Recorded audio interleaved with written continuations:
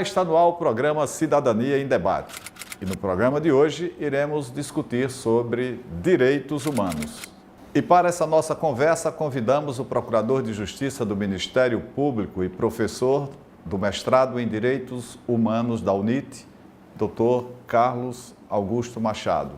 E também a professora Clara Machado. Prazer enorme tê-los aqui e vamos conversar sobre direitos humanos.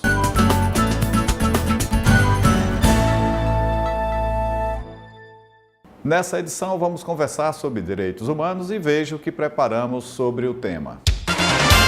Tendo em vista o atual cenário social brasileiro, que se demonstra materializado com problemas na segurança pública, saúde, educação e qualidade de vida, bem como um panorama político de tentativas e concretizações de propostas que não têm por outra senão a intenção de retroceder socialmente em direitos já conquistados, tem-se que a expressão direitos humanos tornou-se uma das mais utilizadas no âmbito da cultura jurídica, bem como no cenário político e societário brasileiros. Nesse contexto, se demonstra necessária e pertinente a busca por uma análise do que vem ser, conceitualmente, a referida expressão, para assim demonstrar e verificar quais são as diversas situações e direitos que são abrangidos, bem como possibilitar a visualização da previsão e aplicação de tais direitos no ordenamento jurídico pátrio de início. Ao se falar sobre direitos humanos, deve-se ter em mente que tais direitos não constituem uma novidade na história do direito. Em verdade, a ideia de uma universalidade dos direitos remonta à época dos séculos XVII e XVIII, quando já se pensava em ideias de direitos naturais e direitos do homem, ligados a uma percepção de que tais ideais integravam uma espécie de moral jurídica universal. Em face dessa constatação, e afastando qualquer eventual discussão quanto às diferenciações entre direitos humanos e direitos naturais, tem-se genericamente que o conceito da expressão direitos humanos é a que tal é a soma de um conjunto de direitos que são inerentes a todos os seres humanos. Pelo simples fato da sua qualidade humana, independentemente de raça, sexo, gênero, nacionalidade, etnia, idioma, religião ou qualquer outra condição que venha a diferenciar uma pessoa da outra, ou seja, são aqueles direitos que todos possuem pelos simples fatos de ser humano. Numa ótica mais profunda, tem-se que aquele conjunto de direitos estão relacionados entre si por uma base ideológica pautada em uma dignidade da pessoa humana. Quer dizer, por direitos humanos entende-se aqueles direitos tais como vida, igualdade, liberdade, saúde, respeito e educação, que são imprescindíveis ao desenvolvimento do humano em si mesmo, considerando e ao desenvolvimento harmonioso e fraternal de uma coletividade. Contudo, historicamente, mesmo tendo sido uma ideia surgida do poente do século XVII, nem sempre se teve efetivamente tais ideais no ordenamento e mentalidade das mais diversas nações nos últimos 2 séculos. Ora, não fosse isso, o planeta não teria sido palco de 2 guerras mundiais, Guerra Fria, guerra ao terrorismo e o próprio terrorismo. Aliás, o próprio século XX iniciou de maneira semelhante ao que hoje presenciamos. Teve o seu start com a esperança de que a educação, a tecnologia e a ciência iriam criar um mundo mais harmonioso, pacífico e desenvolvimentista. Século XX, a tomada histórica de 2 guerras que, por pouco, não fez com que a humanidade sucumbisse a si mesma. Contudo, em meio à descoberta das atrocidades ocorridas durante a Segunda Guerra, se mostrou ao mundo um terreno fértil para que surgisse a Declaração Universal dos Direitos Humanos. Assim foi produzido em Assembleia Geral da Organização das Nações Unidas um documento que contém já em seu preâmbulo que as nações assinantes comprometeram-se a, junto aos seus povos, tomarem medidas para efetivar e para garantir o cumprimento dos direitos humanos reconhecido naquele tratado. Porém, mesmo com a referida conquista mundial, a população mundial se depara, quase que diariamente, com ameaças de guerra entre nações essencialmente bélicas, a exemplo de Estados Unidos e Coreia do Norte. Com atentados terroristas, com noticiários relatando regimes análogos ou mesmo declarados à escravidão, ditaduras, torturas, entre outras formas de enfraquecimento daquilo que é a qualidade humana. A realidade também não se demonstra diferente no Brasil, mesmo com a consagração dos direitos humanos na Constituição de 1988, tem-se que, diante da inércia estatal, a população brasileira se depara com uma situação de estado de coisas inconstitucional, seja nas ruas das cidades, nos hospitais ou presídios. Tem-se o esvaziamento social da ideia de direitos humanos. Portanto, tendo em vista o breve relato exposto, percebe-se que, em que pese as conquistas já alcançadas, ainda se tem uma clara dificuldade de se verem efetivados no Brasil ou no plano internacional os direitos humanos. Pense nisso.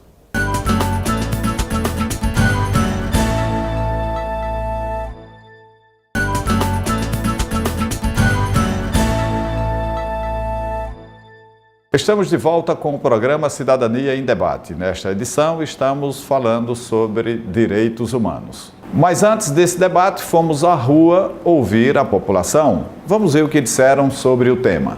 O que você entende por direitos humanos? Os direitos garantidos por cada um. O direito que garante a nossa individualidade, a nossa segurança, nossa saúde, etc. Dá direito à cidadania, dignidade. É o direito do cidadão de ir e vir, direito a saneamento básico, coisas comuns para todos, uma boa qualidade de vida, uma boa saúde,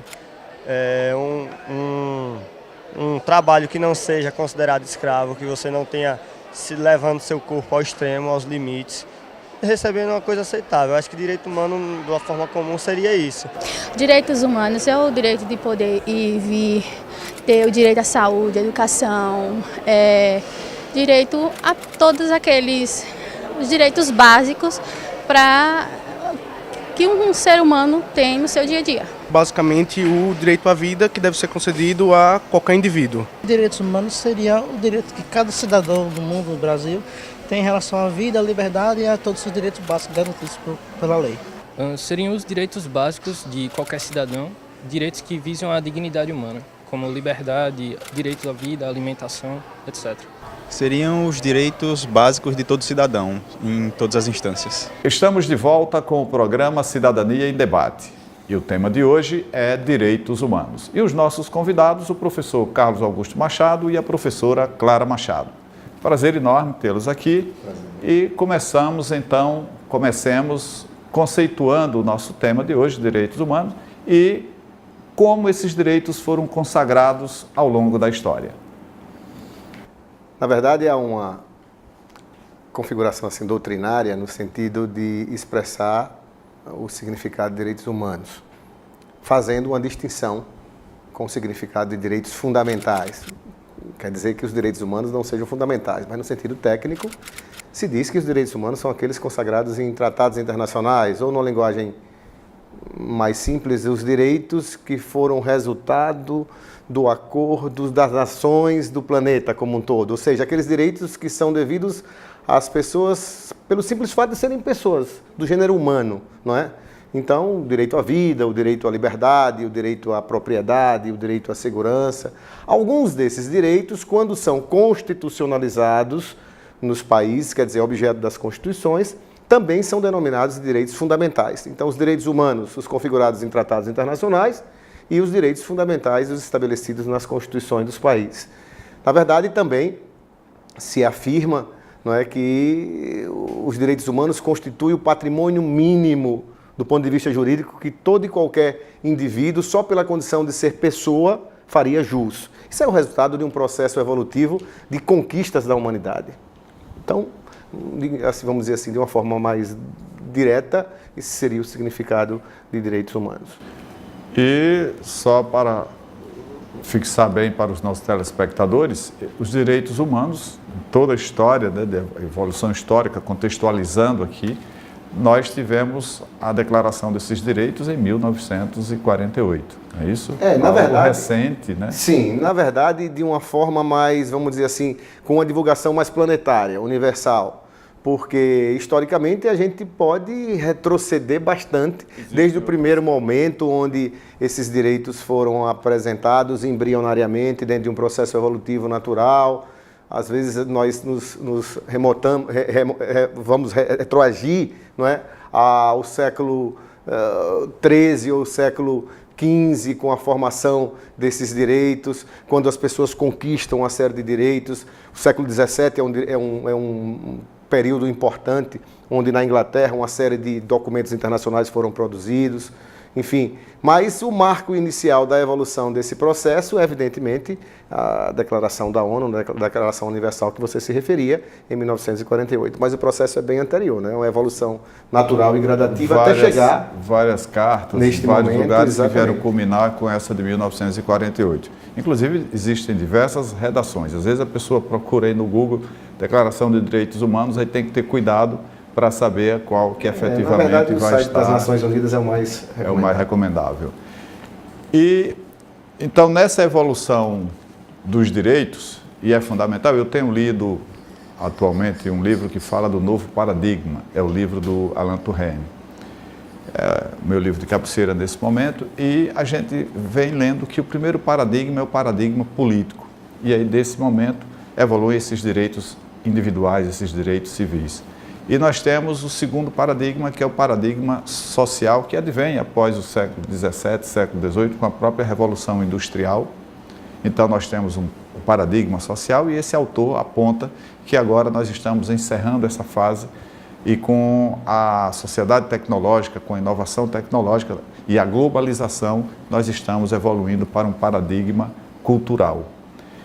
E é fundamental nesse paradigma cultural, e isso tem acontecido até, por exemplo, a manifestação da Igreja com o Papa Francisco, na Laudato Si, é a preocupação do processo produtivo, o processo de produção industrial, que ele não pode ser insano, ele tem que respeitar a natureza, ele tem que respeitar a vida e o ser humano como primazia.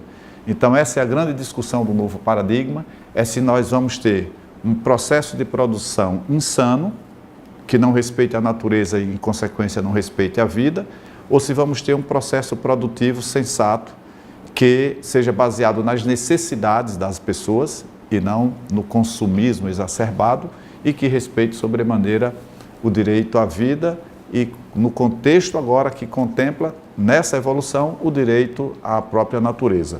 Então, nessa evolução, é que nós estamos fazendo a discussão do programa de hoje, na evolução dos direitos.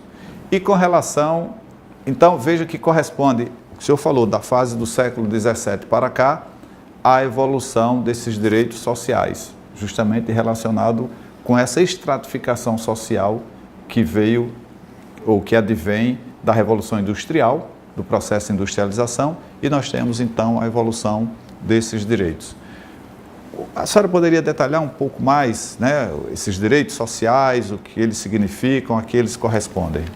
Bom, na realidade, a gente poderia dividir, né, por fases, o senhor colocou para alguns paradigmas, mas a gente poderia dividir, na Revolução Francesa, nós tivemos, né, a tríade liberdade, igualdade e fraternidade, e a doutrina afirma que é possível dividir em fases também os direitos humanos dentro dessa perspectiva. Por exemplo, logo após as revoluções liberais, que é a Revolução Norte-Americana, Revolução Francesa, né, lá no século XVIII, tivemos direitos de liberdade com maior ênfase, Quais são esses direitos de liberdade? São direitos civis, direitos políticos, direitos de propriedade, direitos de liberdade de expressão, liberdade religiosa. Então, com uma ênfase muito grande no indivíduo, que era o momento, né, histórico, que se exigia no momento histórico daquela época. Posteriormente, né, as questões sociais elas foram surgindo, principalmente no âmbito, né, da indústria, né, e os problemas também trabalhistas foram surgindo e vem à tona, né, direitos sociais, econômicos e culturais. Então, direitos voltados ao trabalhador, direito de saúde, que são direitos como concebidos como direitos de caráter positivo.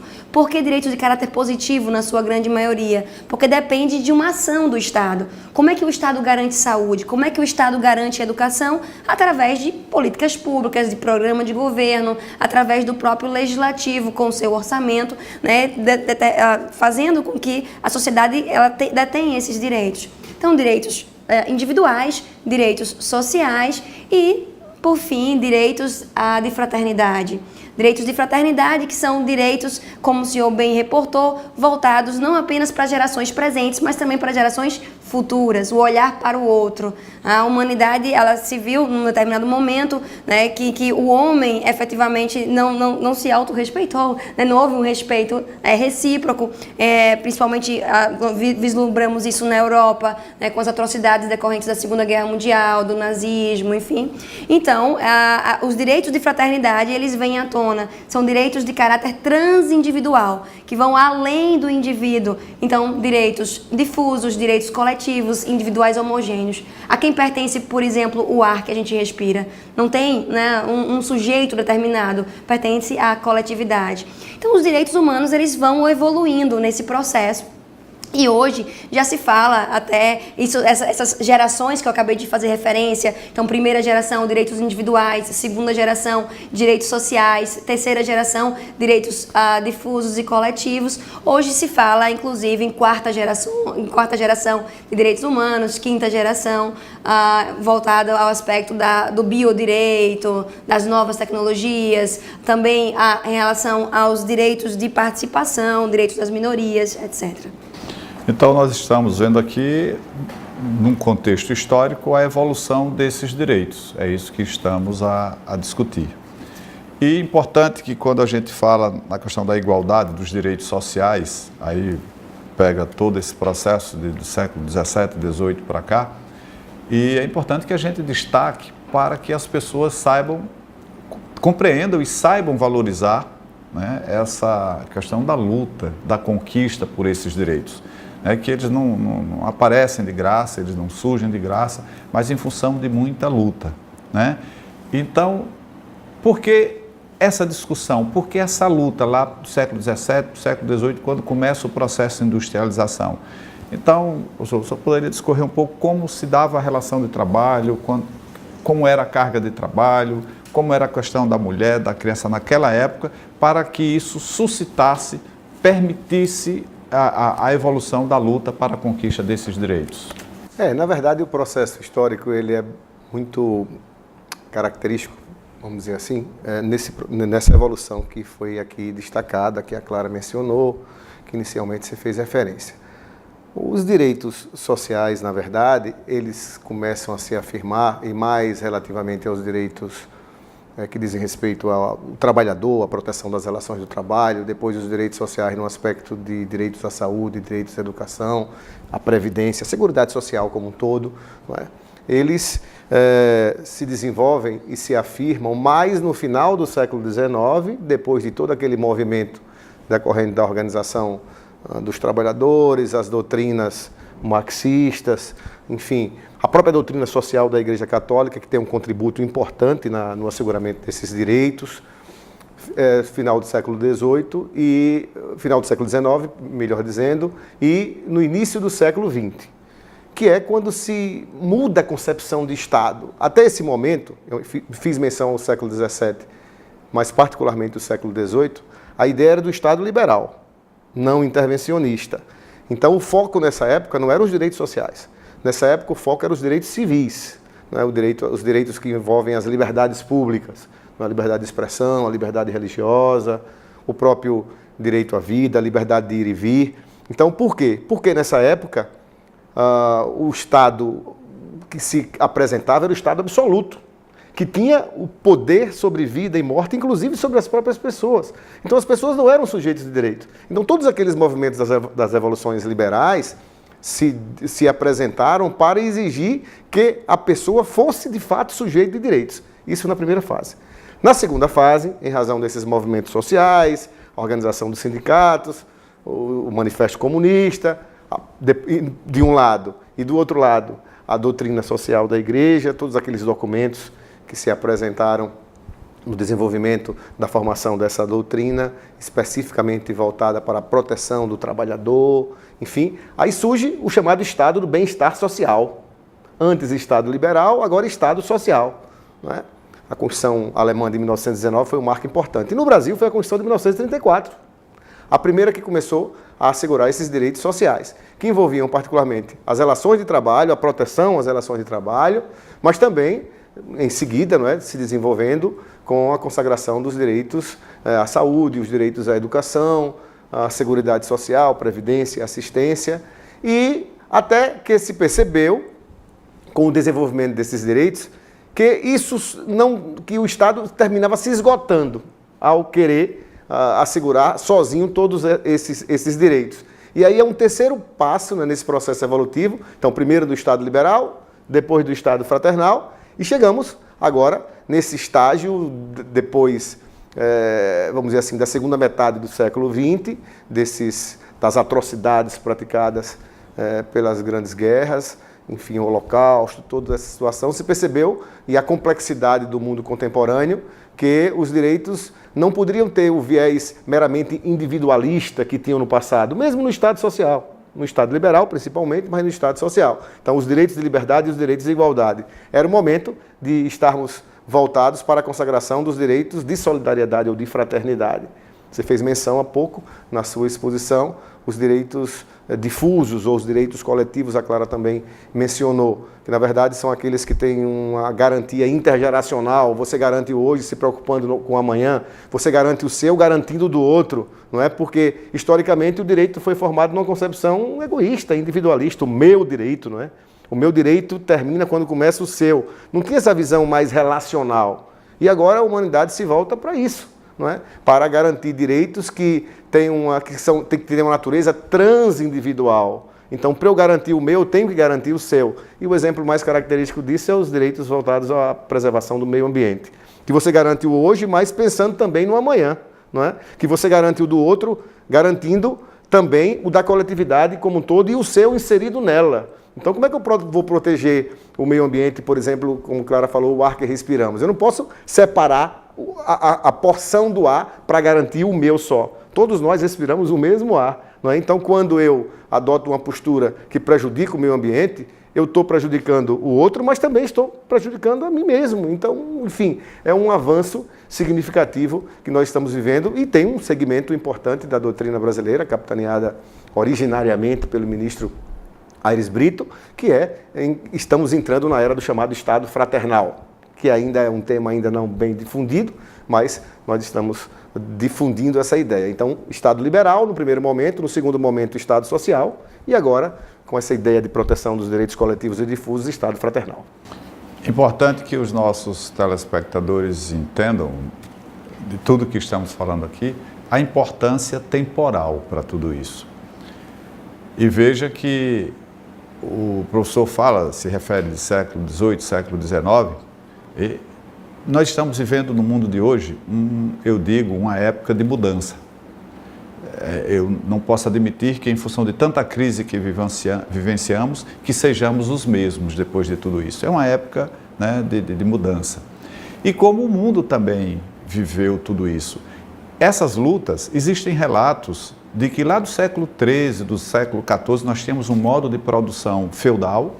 Século XIII e século XIV começam as mudanças que lentamente, porque às vezes as pessoas ficam com pressa, isso você vai ver, isso você vai alcançar, é para você. Não é nessa perspectiva individual que a gente deve encarar tudo isso. Então, século XIII, XIV, XV, XVI, XVII, para que depois de feita a Revolução Industrial, com a relação de trabalho, Aí surgem teorias, surgem teses e muito mais, e o confronto e vai evoluindo para esses direitos sociais. E a gente vê no direito o quê? O direito do indivíduo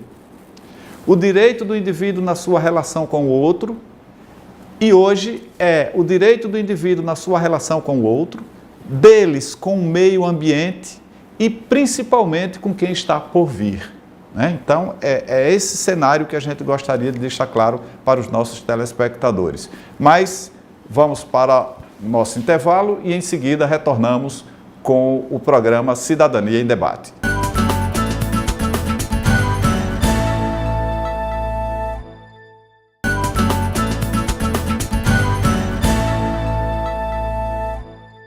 Estamos de volta com o programa Cidadania em Debate. E o nosso tema de hoje é Direitos Humanos. E os nossos convidados, os professores Carlos Augusto e a professora Clara Machado. Conversamos aqui, contextualizando, do ponto de vista histórico, a evolução dos direitos, e foram ditos alguns termos aqui pelos professores, e vamos agora tentar conceituá-los para que seja do domínio de todos os nossos telespectadores. Professor, o senhor falou de estado de bem-estar social. O que isso significa? Que contraponto poderíamos falar com a tese do estado mínimo? E como fica, depois eu já perguntaria isso para a professora, o papel do Estado nesse cenário de estado mínimo e de estado de bem-estar social? Na verdade, no primeiro momento histórico da evolução dos direitos, como aqui a gente falava, a posição do Estado perante a sociedade era de não intervencionista. Por quê? Porque, historicamente, o Estado absoluto, ele era arbitrário, ele violava direitos. E aí, quando os direitos humanos, ou eu gosto de chamar direitos humanos fundamentais, juntando os dois, mas quando eles começaram a ser assegurados, na primeira fase, a sociedade não queria que o Estado interviesse, porque quando ele se apresentava, ele violava direitos. Então, o Estado fora, absiteísta, não intervencionista. Na segunda fase, que é a fase do estado social, do bem-estar social, se percebeu que as pessoas não podiam ser efetivamente livres porque não eram iguais. As distorções sociais eram muito grandes. É exatamente nesse momento que acontece a doutrina socialista, a doutrina marxista, então exigem de igualdade, os sindicatos, os trabalhadores se organizando, e aí se percebe que para garantir o mínimo, para que as pessoas pudessem ser efetivamente livres, o Estado tinha que adotar uma postura intervencionista para garantir o mínimo e corrigir essas distorções. Então aqui é o momento que se inaugura a nova fase do chamado estado de bem-estar social, que é uma expressão que foi cunhada no continente europeu e que foi destacada principalmente numa Constituição alemã do ano de 1919. Aliás, no mundo não foi nem em 1919, foi em 1917, no México. Portanto, no nosso continente aqui do outro lado, não é, que primeiro começou a garantir direitos sociais nas constituições. Mas aqui teve uma repercussão internacional, foi a alemã de 1919. Neste, se estabelecia, não é, neste estado e depois nos outros estados, no Brasil a partir de 1934, que os direitos sociais precisavam ser garantidos pelo Estado, para que corrigisse distorções, desníveis, desigualdades, e as pessoas pudessem se apresentar com dignidade, não se falava ainda com especial ênfase essa palavra dignidade, só veio posteriormente, mas na verdade era uma ideia de mínimo existencial, quer dizer, você só pode ser efetivamente livre, que era o que seriam os direitos reivindicados historicamente a partir das revoluções liberais, se a gente tivesse na sociedade um mínimo de igualdade. E aí se apresentaram os direitos sociais, não é, para que as pessoas pudessem ter uma existência, eu digo com dignidade, não era essa a expressão, mas garantia de minimamente se desenvolver no processo histórico de cada um, não é, de cada família, de cada pessoa. Então, essa ideia de Estado do bem-estar social é garantir os direitos sociais mínimos. E para isso o Estado tinha que bancar isso, minimamente, mas teria que bancar. Só que, com o passar do tempo, esses recursos se exauriram. Então, teria que se repensar um modelo de Estado. Nem o Estado completamente mínimo do liberalismo, nem o Estado máximo ocupando todos os espaços que se desenvolveu a partir dessa ideia. E aí se começou a tensão entre as ideias liberais e as ideias mais, vamos dizer assim, com doutrinas socialistas, não é? Do Estado mínimo e do Estado ocupando todos os espaços ou a maioria dos espaços. Então, é exatamente nessa tensão que procura se encontrar a ideia do Estado democrático de direito que nós estamos desenvolvendo a partir, por exemplo, da Constituição de 88. E na própria evolução da Revolução Industrial, vamos dizer assim, nós tivemos na evolução liberal, nesse processo, principalmente depois da quebra da Bolsa de Nova York em 1929, um reforço desse estado de bem-estar social, até como autocrítica das contradições que aconteciam na evolução daquele momento, na evolução capitalista. E nós tivemos dos anos 30, veio a Segunda Guerra Mundial. Pós Segunda Guerra Mundial, nós tivemos um período no mundo em que mais houve distribuição de renda, e a partir dos anos 70 começa então a crítica desse estado de bem-estar social, e hoje nós temos uma evolução associada ao capitalismo financiarizado, ou seja, onde a mercadoria passa a ser o dinheiro.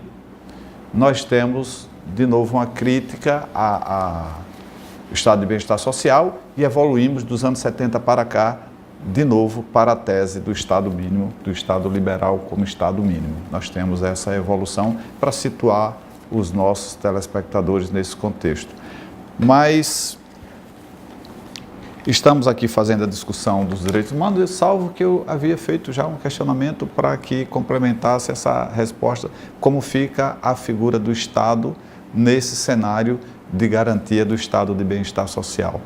Na atualidade, como o professor Carlos Augusto bem mencionou, a construção, principalmente na Constituição de 1988, a nossa Constituição, que também preserva os direitos humanos, né, no seu texto, ela traz um Estado constitucional democrático.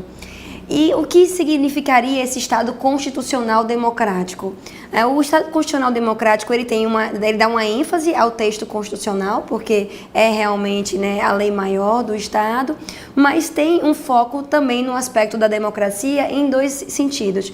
Democracia enquanto participação do indivíduo na vida política do Estado, que é a democracia no aspecto formal, mas também uma democracia material, que é o Estado, para se dizer democrático, ele tem que garantir um mínimo de direitos para que o indivíduo sobreviva com dignidade.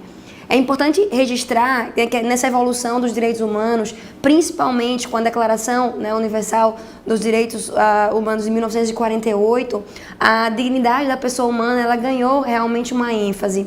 Foi necessário, inclusive, positivar, né, essa expressão, né, o texto, né, dignidade da pessoa humana, e no Brasil o artigo 1º traz como fundamento da República Federativa do Brasil a dignidade do homem. Ou seja, nós tivemos que reformular toda a teoria do direito para que a teoria do direito agora fosse pautada para o ser humano. O direito está a serviço do homem, né, e não o inverso. Então, essa é uma contextualização importante, partindo da compreensão que nós vivemos em um Estado que é um Estado constitucional democrático, não mais um Estado mínimo, né, como tivemos lá na época do século XIX, não um Estado social puramente, né? Na verdade, temos uma Constituição que trabalha com um Estado também social, mas um Estado social democrático de direito. Professor, então, com base nessa discussão que estamos fazendo, parece-me, não sou um profissional do direito, parece-me que a nossa Constituição desenha, sob medida, um Estado democrático de direito, um Estado de bem-estar social. Seria isso? Eu diria que vai além, porque, na verdade, essa expressão Estado de bem-estar social é uma expressão histórica que se remonta ao início do século XX. Nós estamos vivendo uma era que eu diria, pelo menos no nosso Estado brasileiro, numa perspectiva formal da Constituição vigente, uma era que vai além dessa concepção do Estado do bem-estar social. Porque, na verdade, o Estado nem é mínimo, nem é não intervencionista, nem muito menos é um Estado máximo, no que diz respeito, por exemplo, à economia. Se nós pegarmos a Constituição no artigo 170, que trata dos princípios da ordem econômica, a Constituição traz princípios capitalistas, que seriam num primeiro momento, vinculados a uma ideia de liberalismo. No entanto, o texto constitucional tem um cuidado de não estabelecer mecanismos que privilegiam o capital. Então, por exemplo, quando ele fala da ordem econômica e consagra a propriedade privada, princípio capitalista, consagra a livre iniciativa, a livre concorrência, princípios capitalistas. Mas tem um cuidado de dizer que ela busca assegurar a todos uma existência digna, segundo os ditames da justiça social. Veja como ela faz o contraponto. Me parece que ela foi extremamente sábia. Cabe agora aos nossos governantes também ter a sabedoria para aplicar esses princípios. Então, depois que ela consagra esses princípios, ela estabelece um contraponto, ao meu juízo, como falei, bastante interessante, de estabelecer outros princípios para mitigar os eventuais efeitos danosos decorrentes de um capitalismo, vamos dizer assim, selvagem.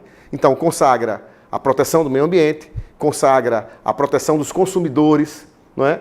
Então, faz uma série de contrapontos. A função social da propriedade é garantida, então equilibra esses princípios.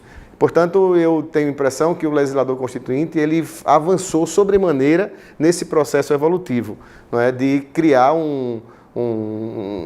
mecanismos de compatibilização desse processo histórico evolutivo, não é? Se fala muito hoje de Estado social democrático, não é? Que vai além daquela ideia do passado, do início do século, das primeiras décadas do século XX. Eu gosto de uma outra expressão, não é? Eu prefiro do Estado fraternal, não é? Onde você parte de uma ideia não só de responsabilidade do Estado para corrigir esses preconceitos, as desigualdades sociais e regionais, enfim, adotar uma postura proativa. O ministro Aris Brito tem uma expressão que eu gosto muito que se chama inclusão comunitária. Não é? Isso é um papel da Constituição, mas é um passo subsequente ao do Estado anterior, chamado de bem-estar social. E, para tanto, ele estabelece mecanismos que também colocam o cidadão como partícipe desse processo.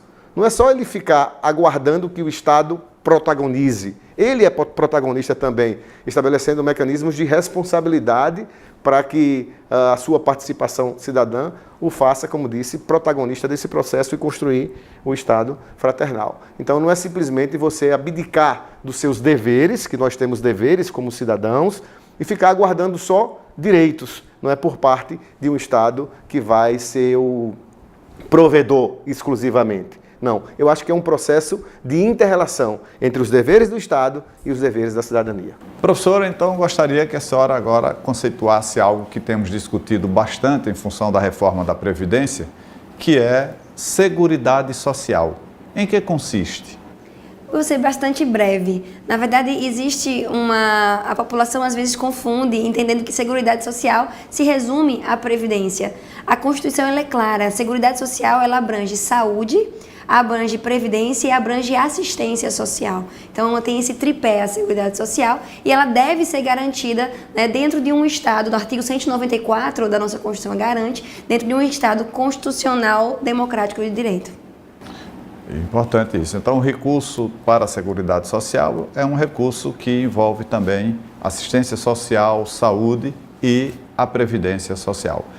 Professor, estamos chegando ao final do nosso programa. Suas considerações finais, se quiser fazer uma breve abordagem com relação aos direitos humanos. Eu agradeço a possibilidade de participação, mais uma vez, desse programa. E gostaria de dizer que o processo de garantia dos direitos humanos é um processo em construção, sempre. Os direitos, como quaisquer outros direitos, são dotados da característica de historicidade. É preciso, acima de tudo, não somente pensar em declarar direitos, e sim buscar mecanismos de garantias. É isso que a sociedade reclama, mas a sociedade, antes de buscar efetivar esses direitos, precisa ter a certeza de que ele também vai participar desse processo de construção. Então é isso que eu gostaria de, no final do programa, deixar, que o processo construtivo depende também de cada um de nós. Muito bem. Professora? Eu gostaria também de agradecer a participação no programa, doutor Emerson, professor Carlos Augusto, e dizer para os telespectadores, dentro da mesma fala do professor Carlos Augusto, que os direitos humanos eles são de suma relevância, mas que devemos também lembrar dos deveres humanos, né? Não apenas os direitos humanos, e a nossa Constituição ela trabalha com essa relação, direitos e deveres. Muito obrigado. E podem assistir reprise desse programa amanhã às 19 horas ou então no canal do YouTube da TV Câmara ou em nossas mídias sociais. No mais, agradecer e deixar o convite para o nosso próximo programa. Até lá!